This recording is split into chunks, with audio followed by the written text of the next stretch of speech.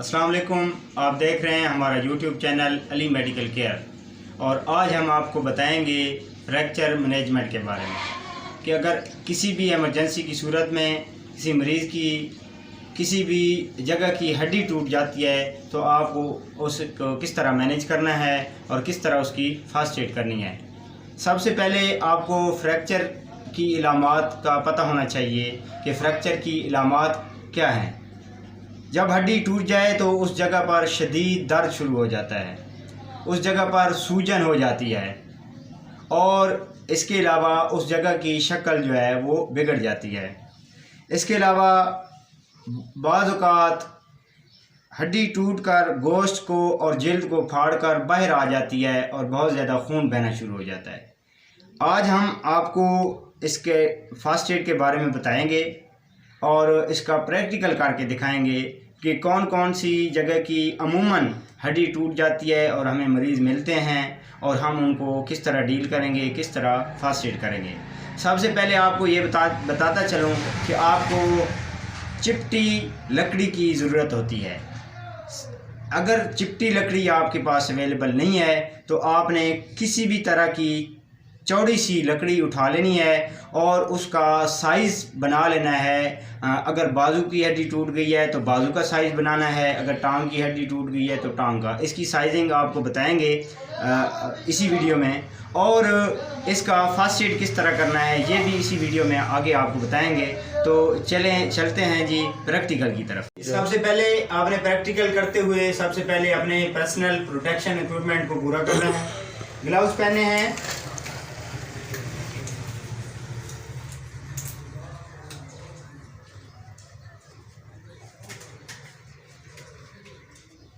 Gloves पहनने के बाद आपने नीलिंग पोजीशन में मरीज़ के पास बैठ जाना है। नीलिंग पोजीशन में मरीज़ के पास बैठ जाना है।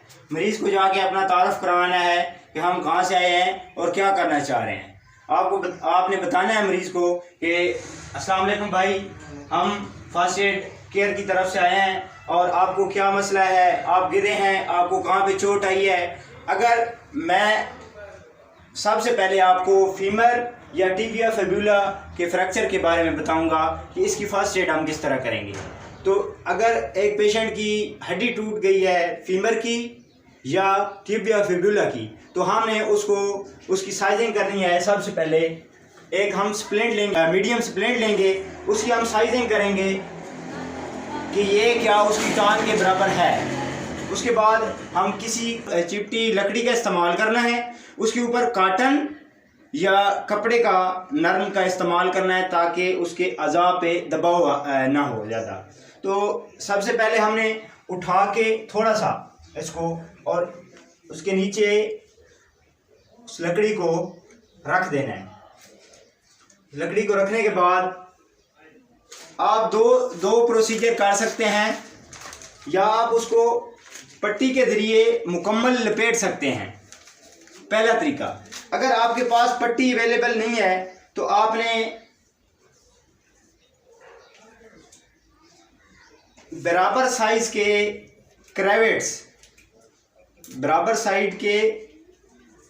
क्रेविट्स ले लेने हैं, कपड़े ले लेने हैं बराबर साइज के 5 से 7।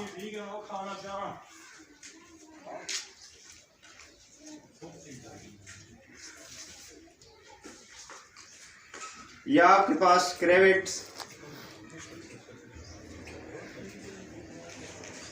अब आपने क्या करना है, पहला तरीका है मुकम्मल उसको क्लोज करें पट्टी के साथ।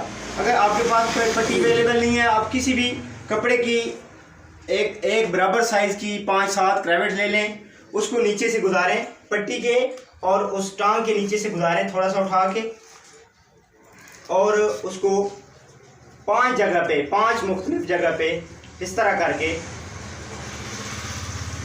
बांध दें। इसको हम 5 मुख्तलिफ जगह पे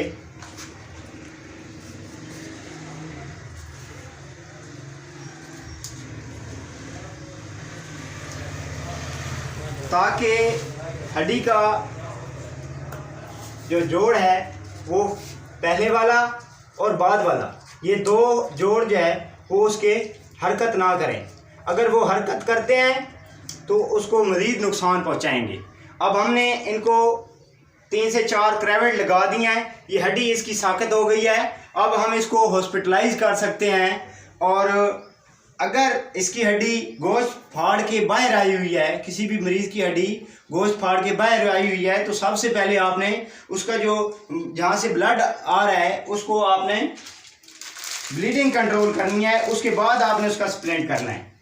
सबसे पहले उसकी ब्लीडिंग कंट्रोल करनी है, उसके बाद आपने उसका स्प्लिंट करना है। ये हमारे पास आ गई है टिबिया और फिब्युला की। अब हम आपको बताएंगे हिप जॉइंट का। अगर इसका हिप जॉइंट फ्रैक्चर हो गया है तो हमने हिप जॉइंट के लिए मुकम्मल बॉडी साइज के 2 स्प्लिंट लेने हैं। 2 स्प्लिंट लेने हैं मुकम्मल बॉडी साइज के, बगल से लेकर और टांग के आखिरी हिस्से तक, एक साइड से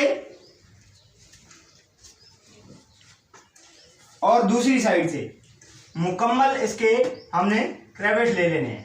क्रेवेट लेने के बाद हमने इसकी टांगों को आपस में मिला देना है। मिलाने के बाद हमने इसका हिप जॉइंट जो है वो साकित करना है। एक छोटा स्मॉल स्प्लिंट लेना है, उसकी मदद से हमने जिस तरह इस टांग के लिए क्रेवेट्स बनाए थे उसी तरह इसके लिए हम क्रेवेट्स बनाएंगे और उन क्रेवेट्स को स्प्लिंट की मदद से नीचे से गुजारेंगे। थोड़ा सा मरीज से भी हेल्प लेंगे और जो अटेंडेंट मौजूद होंगे उनसे भी हेल्प लेंगे। भाई थोड़ा सा हेल्प करें।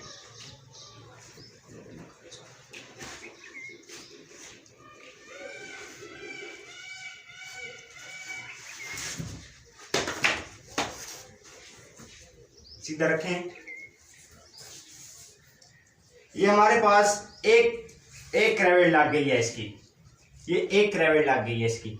इसी तरह हमने आगे भी इसकी 4 से 5 क्रेवेट लगानी है मुकम्मल, शुरू से लेकर यहाँ से लेकर और आखिरी हद तक, आखिरी हिस्से तक हमने इसकी क्रेवेट्स लगानी है।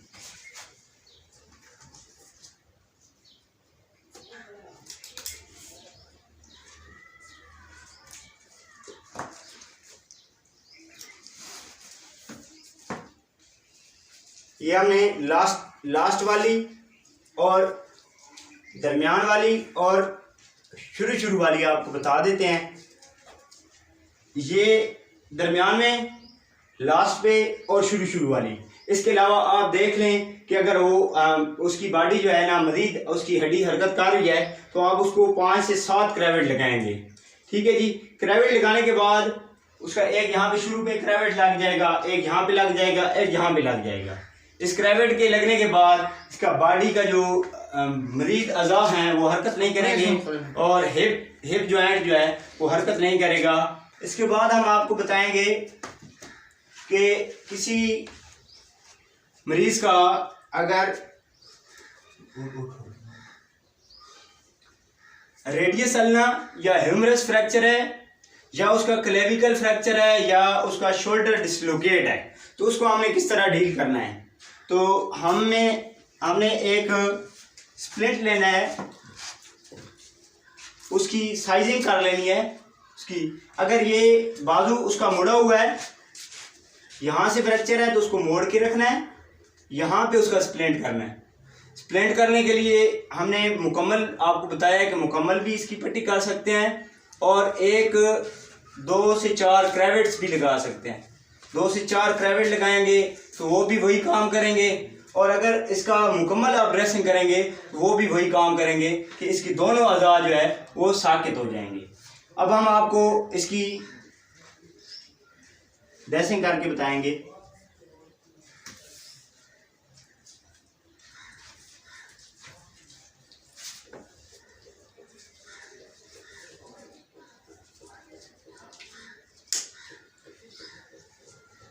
ये हमने दो क्रेवेट्स लगाई हैं ताकि इसके दोनों अज़ा, अगर इसका रिस्ट जॉइंट फ्रैक्चर है, अगर इसका रेडियस अल्ना फ्रैक्चर है तो ये दोनों अज़ा इसके साकित हो गए हैं। हमने इनको 2 से 3 जो है वो क्रेवेट लगा दिए हैं। इसके अलावा हम इसको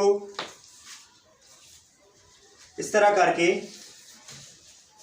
बांध भी देंगे ताकि मरीज को ज़्यादा से ज़्यादा कंफर्टेबल फील करे, मरीज ज़्यादा से ज़्यादा कंफर्टेबल फील करे और मरीज को स्प्लिंट का वज़न जो है वो बर्दाश्त कर सके।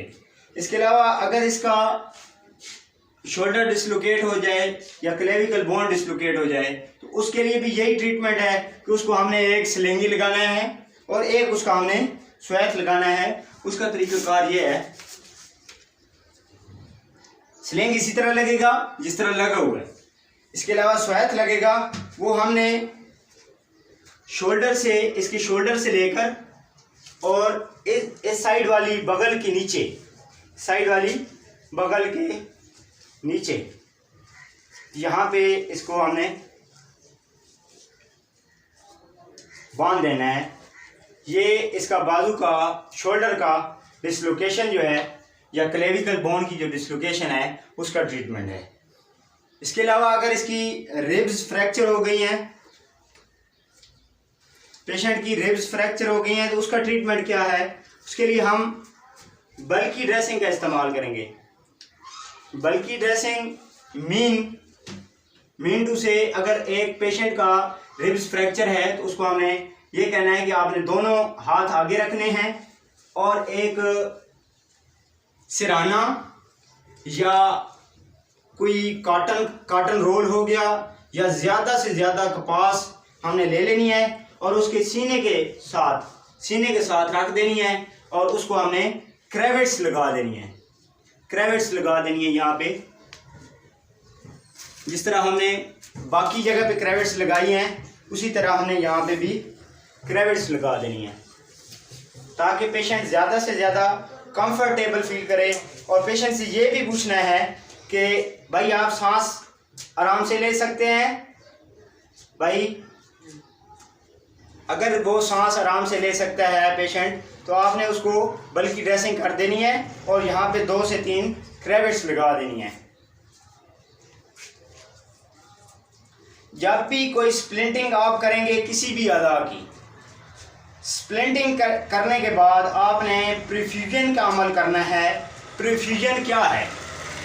प्रीफ्यूजन का मतलब है कि कोई भी स्प्लिंट आप करते हैं तो स्प्लिंट करने के बाद हमने ये चेक करना है कि क्या उससे अगले अज़ा के अंदर उसकी ब्लड सप्लाई रोक तो नहीं गई है। उसके लिए हमने उनकी जो उंगली है उसको दबाना है और छोड़ना है। उसके अंदर जो ब्लड का सर्कुलेशन है वो हमें समझ आ जाएगी कि क्या इसकी ब्लड सर्कुलेशन आ रही है या नहीं आ रही। इसके अलावा हमने इसकी सेंसेशन चेक करनी है कि इसकी आगे सेंसेशन जा रही है कि नहीं जा रही। तो उसके लिए हमने इसको दबाना है, तो हमने ऐसे पूछना है कि आपको दर्द हो रहा है या नहीं हो रहा।